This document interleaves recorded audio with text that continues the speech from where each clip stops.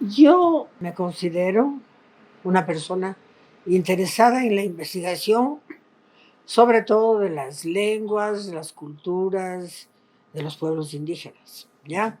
Bien. Ese ha sido el tema principal de mi vida. Pero yo me gradué en Moscú, en la Facultad de Filología. Entonces yo soy máster en filología. ¿Sí? Ya. Bueno. ¿Y cómo es que me ligo yo con la Facultad de Arquitectura de Quito? Siempre las cosas tienen su casualidad, ¿no? Yo fui una vez a una piscina en el Hotel Quito y me encuentro así, manos a boca, con el Juan Espinosa, con el arquitecto Juan Espinosa, que había sido mi amigo de hace mucho tiempo. Bueno, entonces él me pregunta, ¿y cuándo llegaste de Moscú? Le dije, sí, hace poco. Dice, bien. Yo sé que ahora se está enseñando en las facultades de arquitectura, sobre todo en Italia, se está enseñando semiótica de la cultura. Entonces, tal vez tú quisieras dar semiótica en la facultad de arquitectura. Yo dije, sí, claro. Sí, le dije, claro, pero ¿y cuánto que puedes comenzar? Entonces yo pensé que podía comenzar después de unos 3 meses, un año, 6 meses. Dice, no, es que necesitamos justo llenar una cátedra. Así es que el lunes tienes que presentarte a dar la primera clase. Y esto era día jueves. Ya. Entonces, yo había estudiado semiótica como una de las materias, pero no estaba preparado como para dar la materia, porque una cosa es estudiar una materia en la facultad y es otra cosa enseñar. Bien sabes tú que es otra cosa. Ya. Entonces, me presento el lunes. ¿Qué más me queda? Y el Juan Espinosa me lleva del brazo para enseñarme la clase donde yo debía dar la clase de semiótica. Pasamos por el patio y entonces yo iba pensando, ¿y ahora qué voy a hacer? Yo decía, ojalá que en este patio me cayera un rayo y que ya no llegara a la clase. Bueno, entonces llegué a la clase, que era pasando el patio, antes no había en este edificio, no había, ¿no? Entonces llegué a la clase y veo como unos 30 alumnos, casi todos muchachos, había unas pocas chicas, que me miraban con una expectativa, con una ilusión. Entonces digo, no, pues yo no puedo que aquí traicionar a estos niños, digo. Salgo diciendo, yo esta materia no sé, no sé. Y entonces se quedan claros, estupefactos, que una profesora llegue a decir que no sabe la materia. Pero yo reaccioné rápido y dije, pero miren, lo que podemos hacer es, vamos a ir estudiando juntos. Yo les voy a dar una lista de libros, vamos a comenzar con Socia, eh, con signo, símbolo y tal, y vamos a estudiar juntos. Y empezamos a estudiar juntos, y hasta cuando ya tuvieron una base suficiente, estudiamos, por ejemplo, la teoría de Humberto Eco y estudiamos la arquitectura como lenguaje de Humberto Eco. Y eran estos que íbamos estudiando de a poco, así uno a uno, todos los semiólogos, resulta que resultaron fantásticos y fueron mis primeros alumnos y los más amados, que entre esos eran el Jaime Andrade, eran el Mauricio Moreno, el Leonardo Macliff, era el Diego Arteta, la María Mercedes Benítez, que ahora es profesor. ¿Sí? Bueno.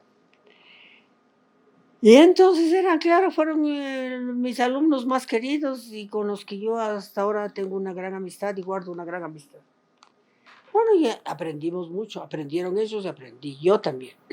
Sobre todo aprendimos teoría semiótica de la arquitectura, como la arquitectura como un lenguaje, que eso siempre me ha acompañado a mí y siempre he escrito sobre eso. Bueno, con el tiempo, en la facultad se vio que no habían suficientes profesores de historia. Pero como yo soy filóloga, y en filología se estudia muchísimo historia, se estudia historia de la lengua, historia de la literatura, historia de la cultura. Entonces me preguntó el clima Cobastidas si podía ser yo profesora de historia de la arquitectura. Le dije, bien. sí, pero solamente el primer año, porque yo después ya no podría, porque esta no es mi especialidad. Digo, sí, tú enseñas los primeros pasos, puedes enseñar arquitectura de las civilizaciones antiguas. ¿Qué te parece si enseñas arquitectura de las civilizaciones antiguas? Le dije, sí, muy bien, porque eso sí yo conozco muy bien. Ya, además de eso, conozco, personalmente he estado en muchas de estas construcciones. Y comencé a enseñar historia de la arquitectura. Que los primeros pasos que el hombre da en arquitectura, digamos, no es propiamente arquitectura, sino son formas religiosas. Porque no es que hay un espacio que debe haber en arquitectura, sino más bien son como monumentos, símbolos, formas que reflejan la visión del mundo o la visión religiosa. ¿Sí? Entonces, bueno, ya comencé yo a enseñar primero. Comenzamos con Sumeria, ¿sí? Con Sumeria, de las ciudades de Sumeria, la arquitectura de Sumeria, luego pasamos a las otras civilizaciones que se derivaron de Sumeria, ¿no? Bueno. Y después vimos Egipto, las grandes pirámides, los templos, en fin. Luego vimos Persia, Persépolis, ¿sí? Persépolis.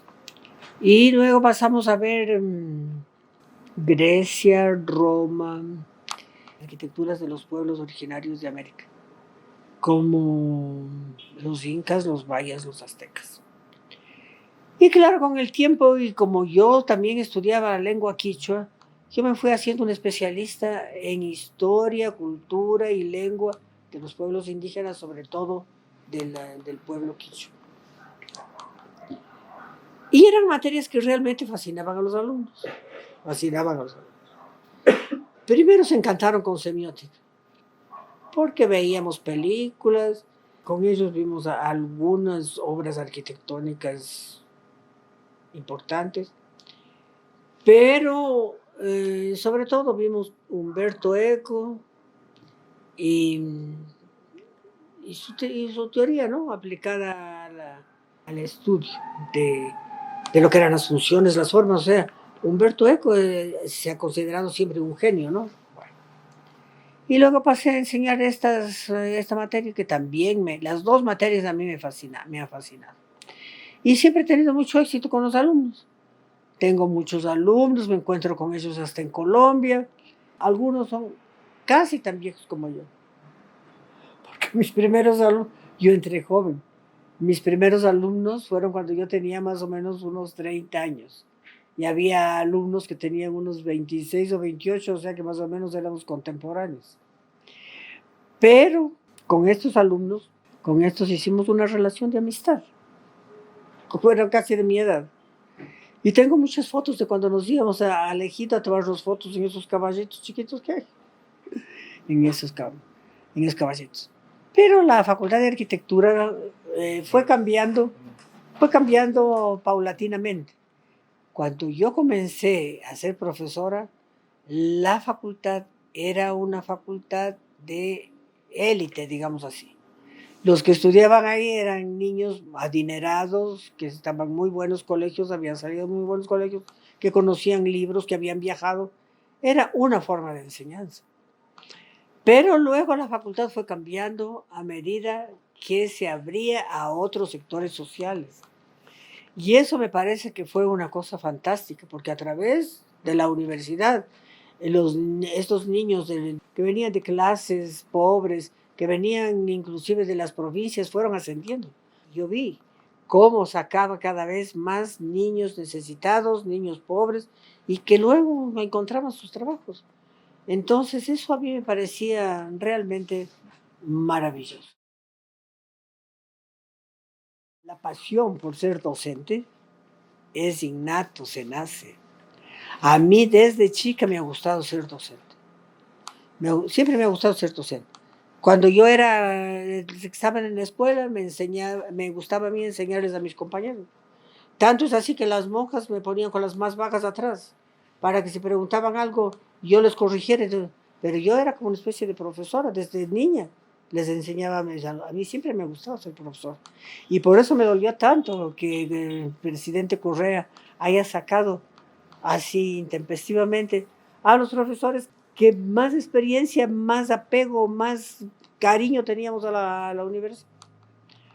Bueno, salí de la universidad y muchos de mis alumnos me venían a visitar, hasta ahora me vienen a visitar, me cuentan de sus vidas.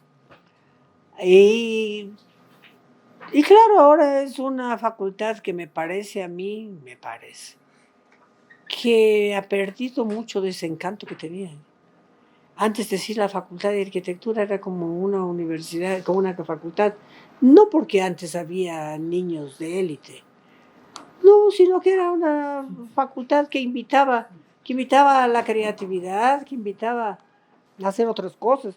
Yo, por ejemplo, no solamente di semiótica de la arquitectura, ni historia de la arquitectura, sino que daba unos seminarios sobre cine, semiótica y cine. Y iban muchísimos de los que fueron mis alumnos. Y tenía, además de eso, tenía unos auxiliares, que ellos eran los que manejaban los aparatos, porque yo para eso sí soy nula. Ellos traían todos los aparatos, filmábamos, en fin. Y entonces pasamos algunas películas muy lindas que luego analizamos, ¿no? Y ahí, por ejemplo, se une la historia con la semiótica. El nombre de la rusa, estudiamos mucho con los alumnos de semiótica. Porque, claro, es ahí el personaje principal es el castillo, las formas, las funciones.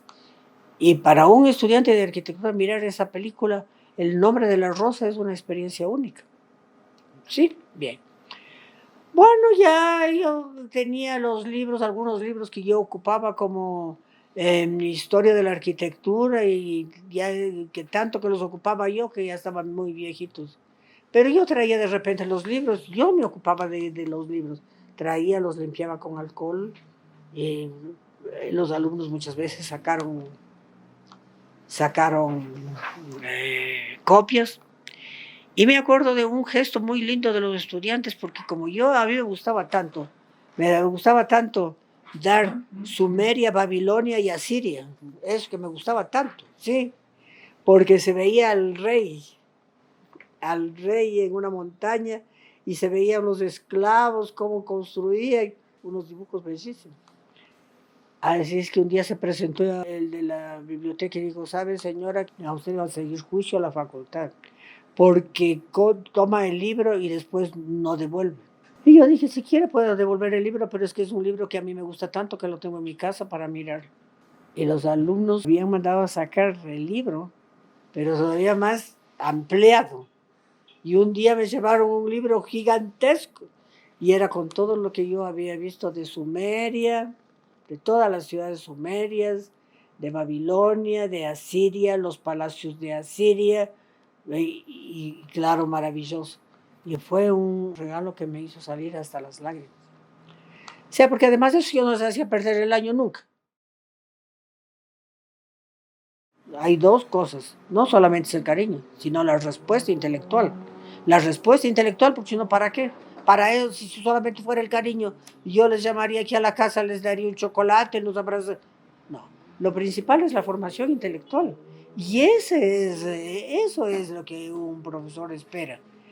Yo diría, como soy marxista, lo más importante que me ha dado la universidad a mí es una formación marxista, porque yo sí considero que el método que más nos acerca a la ciencia es el materialismo histórico, también el materialismo dialéctico, pero en mi caso me parece que fue el materialismo histórico. Este momento estoy escribiendo yo sobre las lenguas.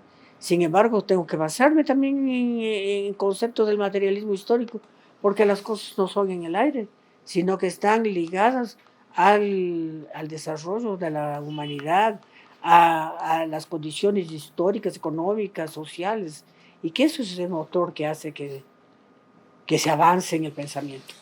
Yo siempre me he considerado que soy más que profesora, una maga de la palabra.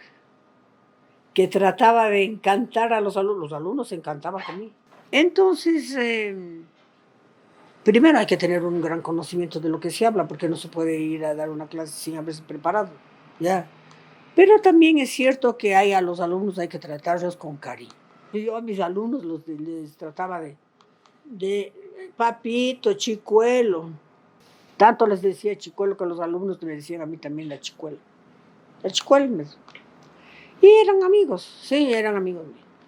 Y también me acuerdo de algunos alumnos que fueron mis ayudantes, digamos. Había un niño que ahora ya se graduó de arquitecto, se llama Marquito León, un indígena quichua de Chimborazo. Hizo una tesis sobre la arquitectura inca. Un niño maravilloso. Yo de esos alumnos que me ayudaron tanto, tengo un recuerdo. También, bueno, uno siempre se acuerda de los mejores alumnos. También me acuerdo de una niña que se llamaba Yvette Pauker. Fantástica, fantástica.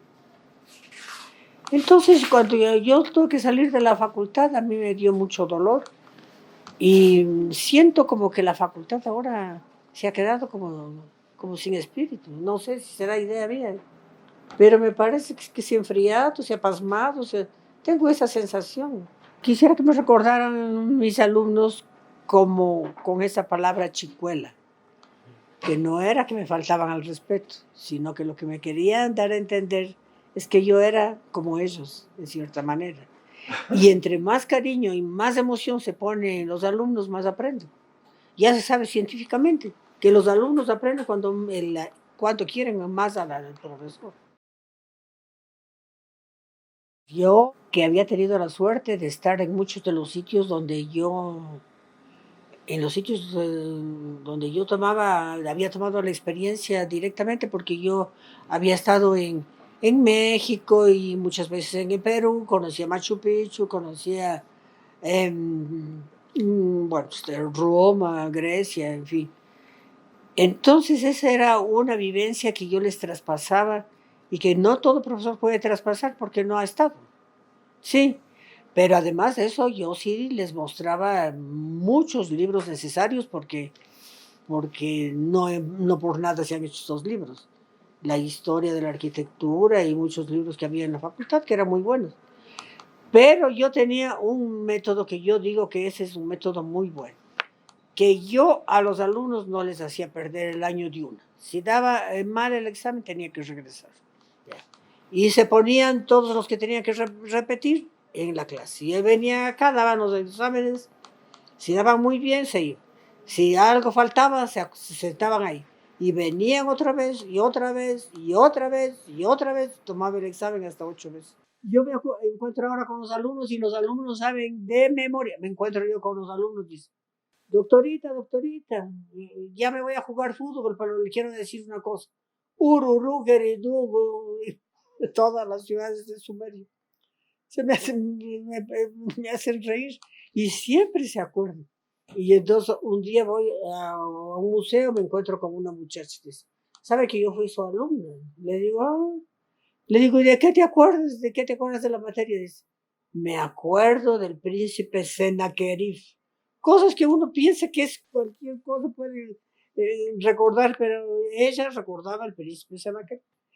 Así, se les quedó como impreso en el corazón, en la mente.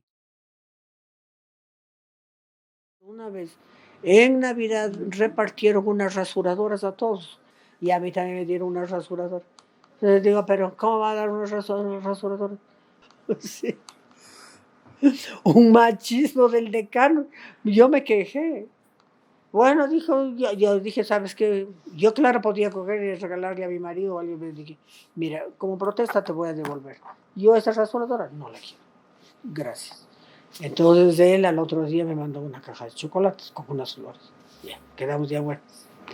Pero por lo general fue amable todo, fue cariñoso. Mis alumnos son amigos míos. No recuerdo haber tenido ningún problema grave con ningún alumno. Una sola vez. Una sola. En un tiempo, cuando los estudiantes oían apellidos indígenas, les parecía que era de burla. Por ejemplo, yo tomaba la lista, decía así, por ejemplo, Chesquiza. ¡Ja! ja, ja, ja. Es la última vez que se ríen de los apellidos indígenas. ¿Sí? Más bien deberían tratar de recordar sus apellidos, porque son como un testimonio de lo que ha pasado aquí en el Ecuador. ¿Sí? A la otra clase. Chasiquiza. Ja, ja, ja, ja. Vea, niño, usted no sea cojudo. Ya le dije que no sea cojudo. Entonces me mandó a llamar el decano. Dijo, ¿sabes, Ileana, que si quieres hazle perder el año a este muchacho, pero no le digas cojudo porque ha venido el papá aquí a presentar una queja? Hazle perder el año, ya, pero no le digas así. Bueno, que eso es, sí, hasta ahora debe haber ese, claro, sí, ese racismo que todavía no se acaba, ¿no? Y que nos hace mucho mal a todos. Las pasiones que yo tengo son primero mis nietos, luego mi esposo, luego mi trabajo. Mi inspiración de vida es mi nieto mayor. Él me inspira un sentimiento especial, porque yo sé que él es un ser excepcional. Tengo un nieto que es excepcional. Yo no me cansaba de enseñar nunca. Fíjate que yo era profesora de tiempo completo, me iba de mañana y tarde. Me daba de mañana 2, 3 horas, después venía para acá, almorzaba, y a veces me daba sueño, y cuando regresaba a la universidad y veía a los alumnos acostados en el césped, yo decía, yo también me voy a acostar ahí a dormir. Pero no me cansaba, o sea, era para mí, siempre me daba ánimo. Yo no me quise jubilar. Recibí una carta del rector de Samaniego que decía, el rector de la universidad agradece sus servicios y le informa que desde febrero ya no estará en la lista en el rol de pago. Y fue así, que yo casi me muero. Me dio depresión, lloré. Fue para mí muy triste. Al principio, menos mal, venían los alumnos a visitarme. Ahora ya han dejado de venir, pero cuando recién salí, muchos me venían a visitar. Y también he guardado muy buena relación con mis compañeros, porque ya les digo que yo era la única mujer, pero ni yo sentía que era la única mujer, ni ellos sentían que yo era la única mujer. Era una relación de amistad, de camaradería. Bueno, verás, yo te digo que con algún tiempo que no he estado yendo yo a la facultad, ¿no? Yo no podría decir cómo está funcionando ahora la facultad, no sabría, no te podría decir. No sé ni siquiera qué materias estudian ahora, no sé nada. Entonces, lo que te digo es en general, que veo que la Universidad Central ya no es esa Universidad Central por la cual la gente sacaba pecho. Ahora ya no es. Además de eso, la universidad ha perdido otra cosa, que era ese sentimiento político. Yo no he sido del MPD, yo a mis alumnos del MPD conmigo no tenían nada que ver. Pero de todas maneras, aún los niños que me tocaron al comienzo, esos niños que son de la élite, aún ellos eran preocupados de lo que pasaba en el país. Y después fue la gente haciéndose indiferente. El peor del sistema actual es que la Universidad Central, con el tratamiento que le dio Correa, la Universidad Central adquirió un sentido como de inferioridad en relación con otras facultades, que antes no era así, porque se hablaba de la Facultad de Arquitectura de la Universidad Central y todo el mundo la respetaba, porque de ahí, de esa Universidad Central, de esa facultad, salieron los profesores a las otras universidades, ¿sí? ¿Quiénes son los decanos, los profesores y tal? Son o profesores que fueron de la central o los hijos de los profesores que se graduaron en la central.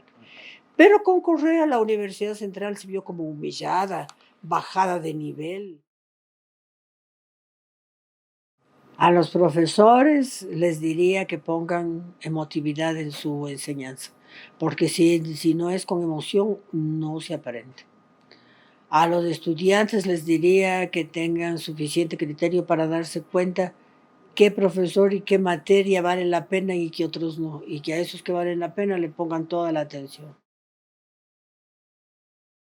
Lo más difícil de ser docente es lo que sucedió al último, que había que llenar esos sílabos, que a mí me parece un absurdo. Porque además de eso, cuando la primera vez que fue el que enseñó esos sílabos, yo le pregunté, ¿este sílabos ¿Es necesario, sí o no? Usted que ha estado en tantas universidades, y me dijo, no, no son todas las universidades que adquieren esto de decir, porque ese sílabus yo odiaba, porque era como una camisa de fuerza. Tú no puedes poner ahí, en una actividad que es creativa, de estar siempre sujeto al sílabus. Eso no me gustó. Por supuesto, yo me acuerdo que una vez dábamos entre tres la clase. Daba un profesor de teoría, uno de historia y uno de ciencias sociales. No me parece que tuvo muy buen resultado, pero de todas maneras yo pensaba que de alguna manera se complementaba y era grato, ¿no? Es que son inseparables, o sea, en un proceso se puede aprender muchísimo. Que un estudiante puede entender lo que ha oído, no solamente ese momento, sino que alguna circunstancia en la vida puede hacer que le recuerde o que le una a un acontecimiento. Eso me ha pasado mucho a mí. Por ejemplo, hay niños que han ido a Europa, ¿no? Y como un milagro, han recordado todo lo que yo les he enseñado. Ya seguramente ya se olvidaron, pero cuando fueron a Europa me vinieron a contar. Sabe que fuimos al Panteón, estuvimos en los foros, estuvimos en la casa de Nerón. Y yo me quedo asombrado porque ya han pasado ni sé cuánto tiempo, pero esa circunstancia hizo que se recordaran todo.